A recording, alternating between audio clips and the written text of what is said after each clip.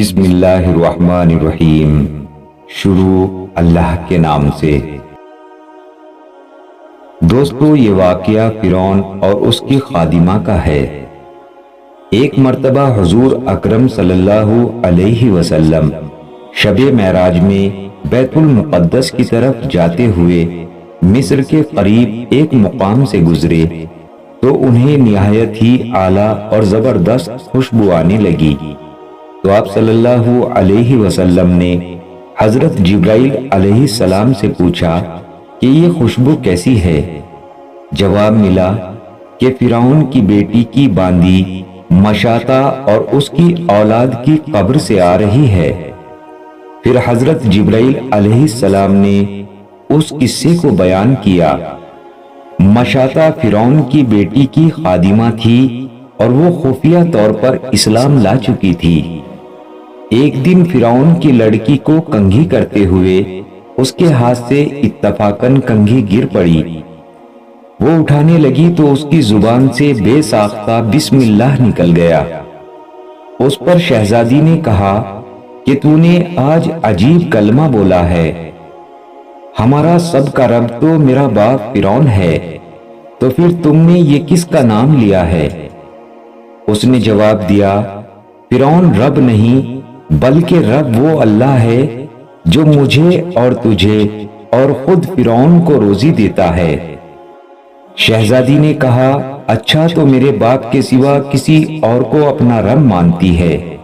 اس نے جواب دیا، بالکل، میرا، تیرا اور تیرے باپ سب کا رب اللہ تعالی ہے۔ شہزادی نے اپنے باپ سے کہلوایا تو وہ سخت غضبناک ہوا اور اسی وقت اسے برسرے دربار بلاوا بھیجا اور کہا، کیا تو میرے سوا کسی اور کو اپنا رب مانتی ہے؟ اس نے کہا کہ میرا اور تیرا رب اللہ تعالی ہے جو بلندیوں اور بزرگی والا ہے۔ فرعون نے اسی وقت حکم دیا کہ تانبے کے جو کڑھائے بنے ہوئے ہیں ان کو خوب تپایا جائے، اور جب بالکل آگ جیسے ہو جائیں تو اس کے بچوں کو ایک ایک کر کے اس میں ڈال دیا جائے، اور آخر میں خود اسے بھی اسی میں ڈال دیا جائے۔ چنانچہ وہ گرم کیے گئے۔ جب آگ جیسے ہو گئے تو حکم دیا کہ اس کے بچوں کو ایک ایک کر کے اس میں ڈالنا شروع کرو۔ اس نے کہا، بادشاہ، ایک درخواست میری منظور کریں، میری اور میرے ان بچوں کی ہڈیاں ایک ہی جگہ ڈال دینا۔ بادشاہ نے کہا، اچھا، تیرے کچھ حقوق ہمارے ذمے ہیں اس لیے یہ منظور ہے۔ اس کی دونوں بچیاں اس کی آنکھوں کے سامنے اس میں ڈال دی گئی اور وہ فوراً جل کر راکھ ہو گئی۔ پھر سب سے چھوٹے بچے کی باری آئی جو ماں کی چھاتی سے لگا ہوا دودھ پی رہا تھا۔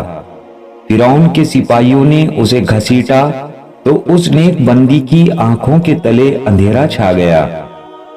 اللہ تعالیٰ نے اس بچے کو اسی وقت زبان دے دی اور اس نے با آواز بلند کہا، اماں جان، افسوس نہ کرو، اماں جان، ذرا بھی پسو پیش نہ کرو، حق پر جان دینا ہی سب سے بڑی نیکی ہے۔